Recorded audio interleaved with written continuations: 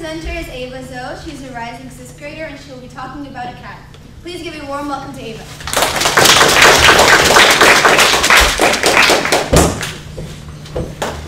you all for being here today. One winter's day, my dad looked out the window. Outside was a black female cat walking in the snow. We didn't see her for a long time until March, but at least we got to see her again. Just as I came out of the piano room to take a look outside, I saw the black cat walking on our front doorsteps of our house. Nowadays, we give the leftovers of our food that we no longer want, but are still edible, to the black cat. Oftentimes, we see her eating in the black container we left out for her food. Of course, she catches her own prey too. We once saw her catch birds, and we also saw her dragging a chipmunk or lizard once. Having a cat catch chipmunks is a benefit to my dad and his garden, so the black cat is a benefit to us all. Thank you so much for being here.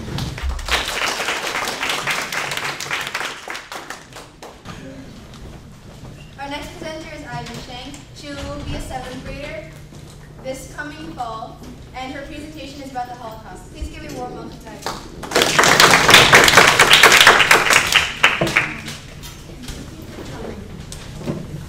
On the gloomy black day in the 1930s, Jewish people are being put into concentration camps and are being killed by the Nazis.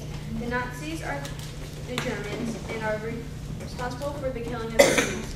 The killing of the Jews is called the Holocaust, and is to be considered one of the most violent acts ever. Jews were sent to concentration camps and were being killed. Jews were shot, killed with poisonous gases, ran over by trains, and killed in many other violent ways. Very few Jewish people escaped their battle alive. 6 million Jews were killed during the Holocaust. Many people hope that this never happens again. The concentration camps had very poor conditions. There was very little to no space in these camps. The food was horrible too. Also, you had a high chance of getting killed. Jews were tortured and unnourished in these camps. There are 15,000 camps around Germany. Many people died on the way to the concentration camps. The Holocaust also leads to World War II. The Allied powers were against this and started the war. It consists of the British Empire, the Soviet Union, France, and the U.S. The Allied powers defeated the Nazis and saved the remaining. Thank you for your time.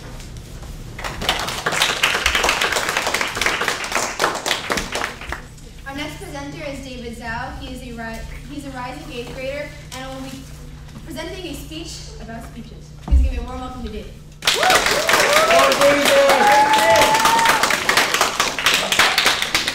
So first off, I'd like to thank each and every single one of you for coming here and being here today. So, Abe Lincoln made a speech. Obama made many speeches. I am standing up here making a speech. Speeches are incredibly powerful ways of expressing one's thoughts or ideas. These ideas may change the tides of war. As Winston Churchill famously spoke the words, "We shall fight on the beaches. We shall fight on the landing grounds. We shall fight in the fields," at the beginning of World War II.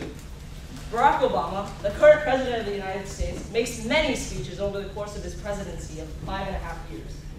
Millions of people internationally watch or listen to the words, the phrases, but most importantly, the ideas the speaker, which in this case is Obama, wants to instill and convey into the hearts of the people who are listening to his speech. People flock from around the world to tune in and just listen to his speech, listen to a man of power speech, to gain knowledge or even to gain morale. People such as Churchill, Obama, Obama, and Abe Lincoln, and even me as a speaker, write speeches and recite them so that people can gain something out of them, so that people can understand what was once not clarified, so new ideas can be put into action to ensure the well-being of mankind. Once again, I'd like to thank all of you for coming here.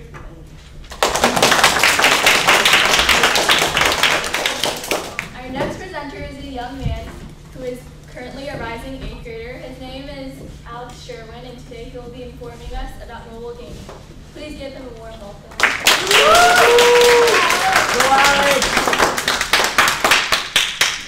First of all, I would like to thank some people I see a few familiar faces here. Jasper, Edward, David, and Kevin, and Justin. Thank you for being here, guys. Yeah, thank you for being here. I'd also like to thank everyone else, especially the parents too, because they took the time out of their day to come.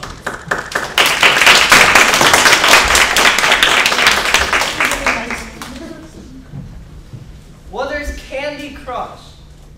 By the way, Candy is copyrighted now because of King. Or Flappy Bird. You've seen mobile gaming take place. The truth is, there have been games on cell phones for a long time. And now, it is more accessible than ever with the iPhone and its ripoffs from Samsung. With mobile gaming, we can now entertain ourselves while we are waiting for a bus or to pass time in the car. The problem is, well, actually there are many pros and cons to mobile gaming. And the main problem is that a lot of mobile games seem to lack quality. And don't get me wrong, there are many good mobile games. However, there is a common misconception that mobile gaming is the same as regular gaming. And this is not true. Mobile gaming was designed for a quick and somewhat entertaining gaming experience. And this needs to be changed, which is why console games must be put on mobile devices. With this, we will all see an improvement in the quality of mobile games. So let's eradicate casual gaming and usher in a new age of real gaming. Once again, I'd like to thank everyone for coming here. And go Alex!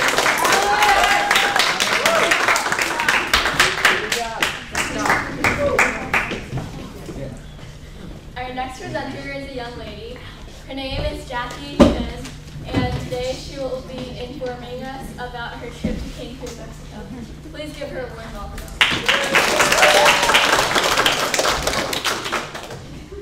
I would like to thank everyone for being here today. I'd like to thank Elizabeth for being the MC and all the other MCs, and Lily and Cindy for being my best friends.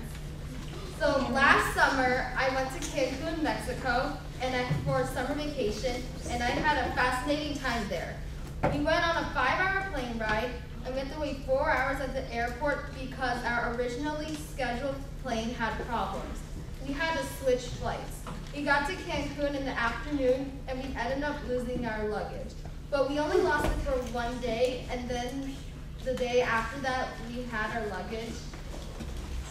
We went to a park called Excelica, and we went snorkeling and saw a lot of fish.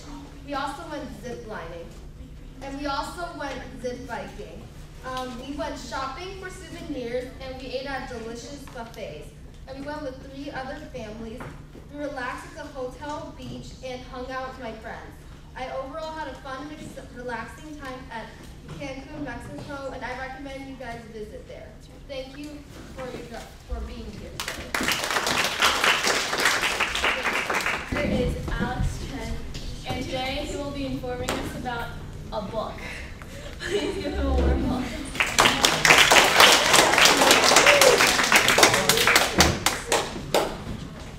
Thank you all for coming here today. Do you like a thrilling spy adventure with amazing challenges and cool gadgets?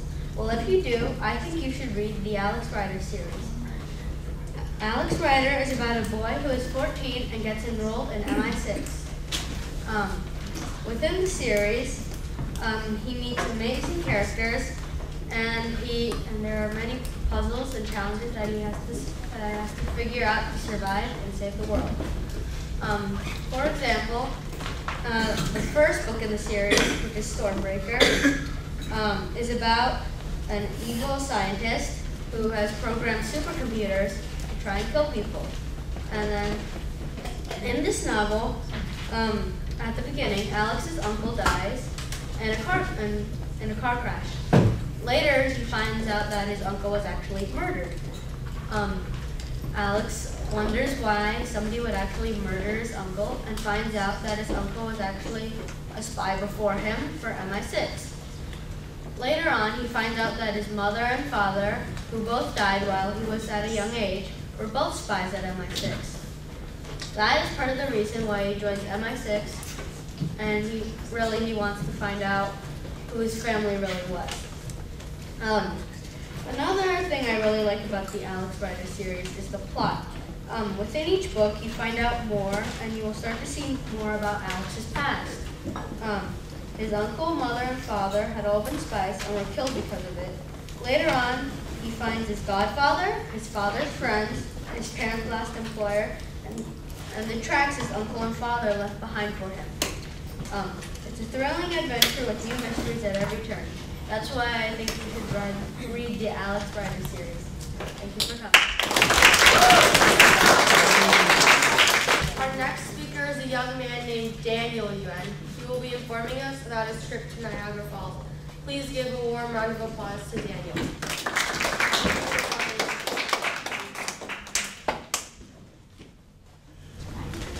Thank you. It's nice to be here with you today. When I went to Canada to see Niagara Falls, my family stayed in a hotel for one night and another hotel for 2 nights. Next to the Niagara Falls is a big building. In this building, there's a lot of movies and games about Niagara Falls. Niagara Falls is on the Niagara River, and the Niagara River separates the U.S. and Canada. On top of the Niagara River is a bridge called Rainbow Bridge. The Rainbow Bridge connects the U.S. and Canada. There's a place called WeGo. You can buy a WeGo card to have access to rides, movies, and more. My family and I had a wonderful time, and you should visit it too. Thank you for listening.